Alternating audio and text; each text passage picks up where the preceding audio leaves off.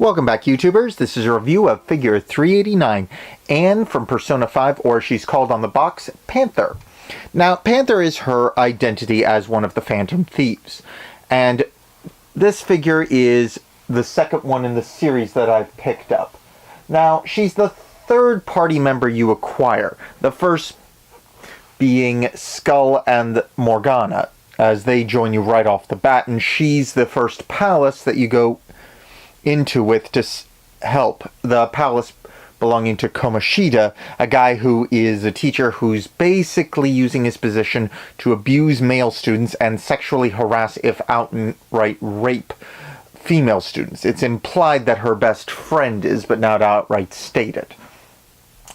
And it's implied that that's what would have happened to her if the protagonist and his friends had not changed Kamoshida's heart and forced him to basically acknowledge what he was doing was wrong.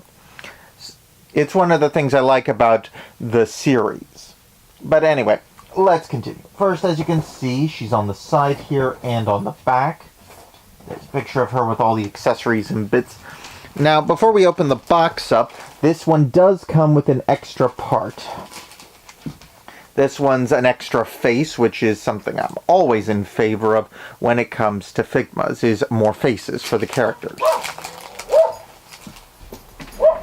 Now, the thing about this figure I'm a little worried about is her weapon and her tail, as they are long, thin whip-like things, but they are held in place by something, so I'm not really sure how those are going to look.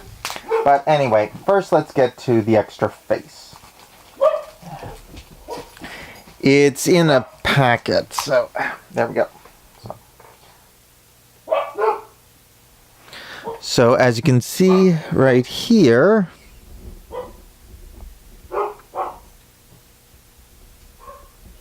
there's the extra face, smiling with her eyes closed.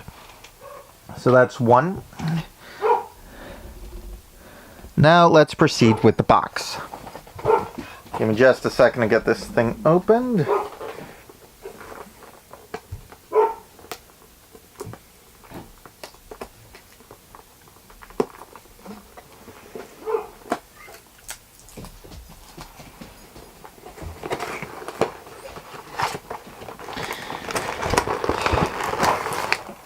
Okay, there we go. Now, here's her whip parts here. As you can see, there's 3 bits to it. A handle, a central section, and the tip.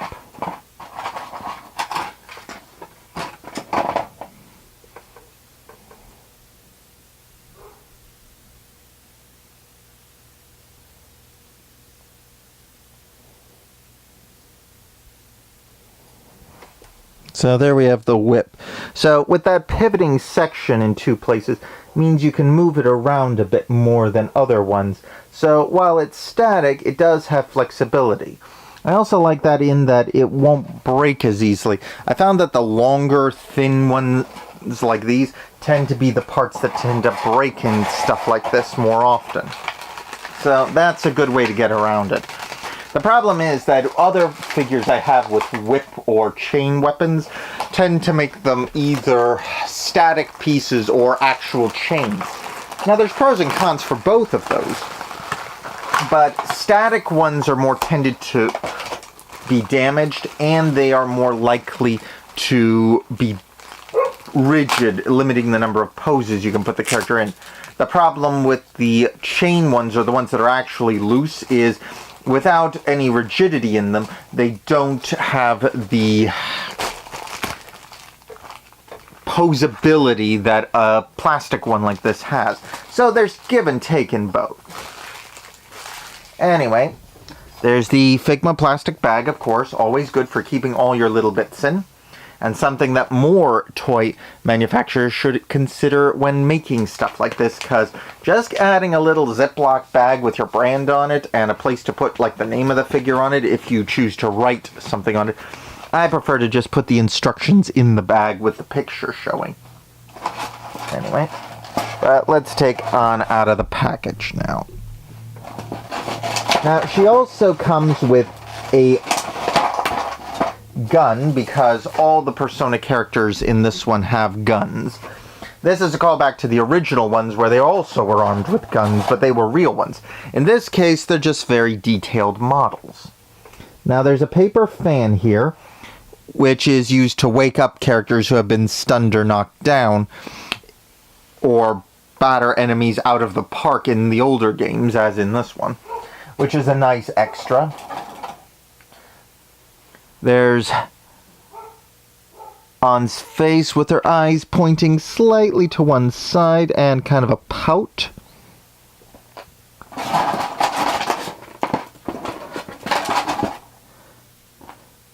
Here's An's other face.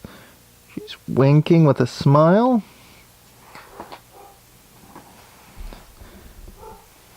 And then, of course, we have the default gun. It's a machine gun in this case. And the figure itself. Now there's also the mask, which has hair there, meaning you can just pop off her top crown piece of the front of her head around the forehead and slip that on. Let me just unplastic her. They put plastic between every little joint on these. Now all you have to do is put a little force on it and it'll rip right out. Though you can undo it. Oop. There goes one of the legs.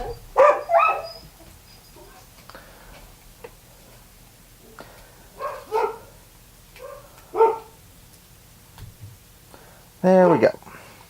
And there we have An. Now, there's lots of posability in this one. The leg swivels right there. Elbow there.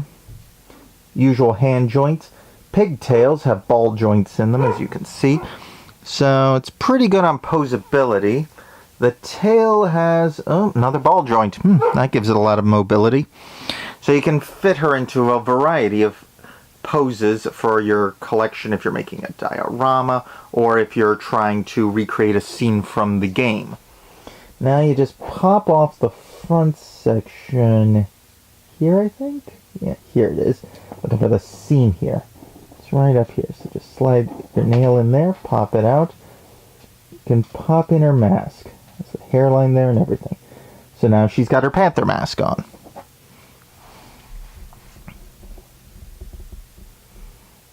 And I have to say this one's nice. I'm a little disappointed about the waist area because there's no joint here, so she has more of a solid midsection, but her upper torso is on a pivot, so it's not a big loss in posability, though I would have preferred another joint there, just make her a little more posable, but since she's basically wearing a cat suit, i.e. the Phantom Thief and her moniker as Panther, that probably just wasn't feasible given her design. I mean, I can understand that. I would have liked to see it, but you can't always have everything with these kinds of things. Now, overall, I'd say this one's pretty good looking. The design is nice, the figure is nice and posable, you've got a lot of articulation in it, and the character is a good one. I'm all for strong, determined female characters in video games, whether they be the main character or a secondary main character like An is. Though I do have to say, I wish her story had more to it. In the game, after they resolved the whole issue with Kamoshida and he has been defeated, she basically acts as just the girl on the team and isn't even that much. Makoto, who is referred to as Queen, and wears a biker outfit reminding me much of Kamen Rider, actually is more along the lines of the girl member of the team, but also much more of a hard, tough character. She's also more the team strategist. On here, she doesn't have as much. Her side story is interesting. It deals with her modeling career, as she is a part-time model, and I kind of wish they had gone into more depth with that.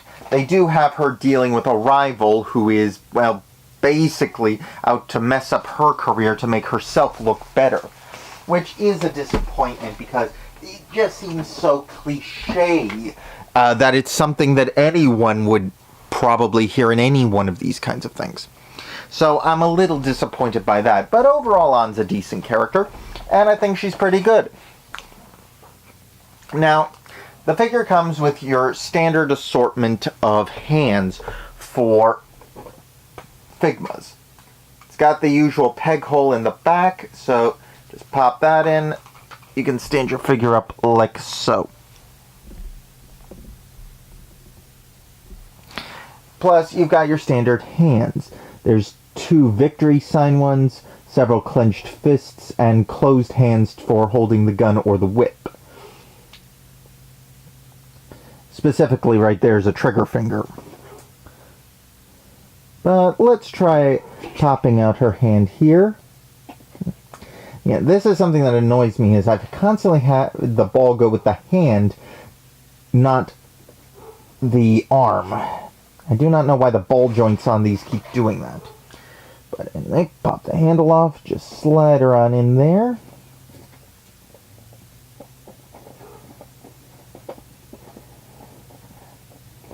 There we have An. Though this does make her look quite literally like a BDSM dominatrix. But, it's not so much that she's more along the lines of Catwoman, in my opinion. The style is very reminiscent of the Batman Returns Catwoman design, with the leather suit and cat-eared hat. But, either way, the series was pretty good, and they didn't really use that as a selling point or push it over the edge, which I do appreciate. I really do not like it when they make the characters out just to be a sex symbol and they actually give the characters depth and meaning to them. Even if An got only a small share, then again, she is only the secondary character story that we get to deal with. And the main companion to you, Skull, he barely gets any story outside of his event. He does have some, but he's mainly just there to say the things that the main character cannot say, which is something I've noticed in the last 2 Persona games. Both Persona 5 and this one had the tendency to have the first character who becomes your team member, i.e. the male character who is of the Chariot Persona. He basically serves as the person who does all the talking when the main character can't, because he's limited by the fact that he is a silent protagonist and only communicates in dialogue options. An here is really the second major companion you have who has a story, and hers is a lot more limited because of that. Overall, I would like to see more done with the protagonists. I'd like them to move beyond silent ones and give them a personality that you can actually explore, but we'll see. Anyway, overall, I really like this figure, and if you like An or Persona or just characters that look like this, I would definitely suggest getting it for your collection. Also, I've been testing out this new shotgun mic I received as a Christmas gift. Let me know how this works, because this is something new I'm testing out, and I'm not really sure how it works in comparison to my old stuff. At any rate, please like, subscribe, comment below, share this video, follow me on Twitter, and don't forget to ring the bell to make sure that you get my next video. And I'll see you all next time. Ciao!